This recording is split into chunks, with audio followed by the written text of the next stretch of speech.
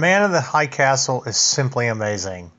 The only complaint that I have about this series is the fact that I have to wait for season 2 until next year. I was awestruck about how wonderful the storytelling was, and that it kept me guessing all the way to the end. I love the fact that I didn't know who was truly bad and who was truly good, because of all the motives that these characters have, and I think that's the genius of the storytelling.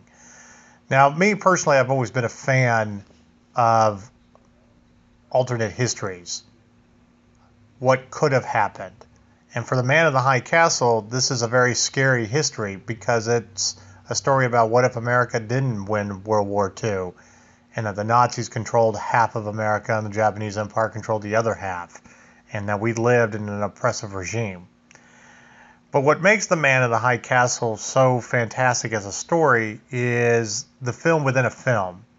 The little propaganda films that show us a different world, that start to light the match of a revolution, showing us what's possible, showing these characters that they don't have to live in that society anymore, and making them question the world around them. Even the characters that you think are the most evil and that you wish to die, by the end of the first season, you start to feel something for them. And you see that they're human too. This series is rounded out by a great cast, led by Rufus Sewell, who is absolutely diabolical as the leader of the interrogation unit, or Gestapo. He's the Oprah ganger, if I'm pronouncing that correctly. All throughout the series, I think he's evil, and then I begin to question it by the end.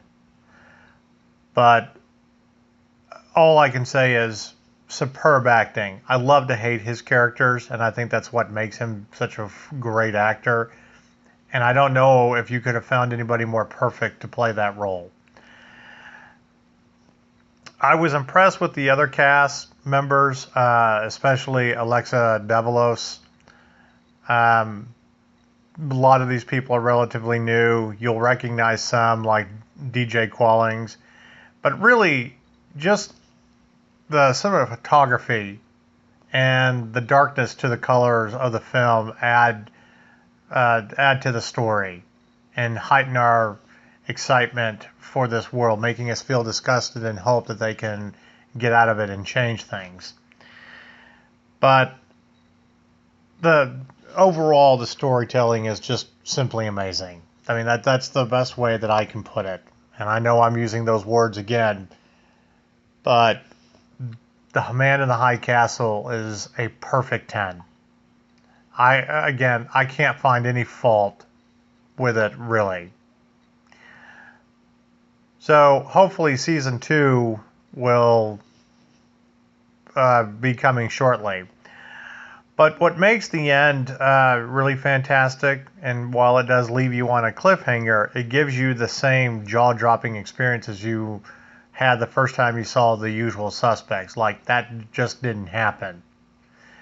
And of course, by the end, you start to figure out who the Man in the High Castle really is. And again, your jaw will drop, because it'll make you question everything that you just saw, like this can't be, and leaving you and making you want more. So, I've never read the book by Philip K. Dick, but I generally like everything that he's ever done. But kudos to the team that put this together, because it is an amazing piece of storytelling, and hopefully we will continue to get more. Besides, you can't leave on such a cliffhanger anyway. But yes, this is a perfect 10, and I think everybody should watch it. In fact, I'll go ahead and say that I think this was a little bit better than Jessica Jones, which I'm still a fan of, but when it came to the two things that I had to binge watch this weekend, The Man in the High Castle came in first by a long shot.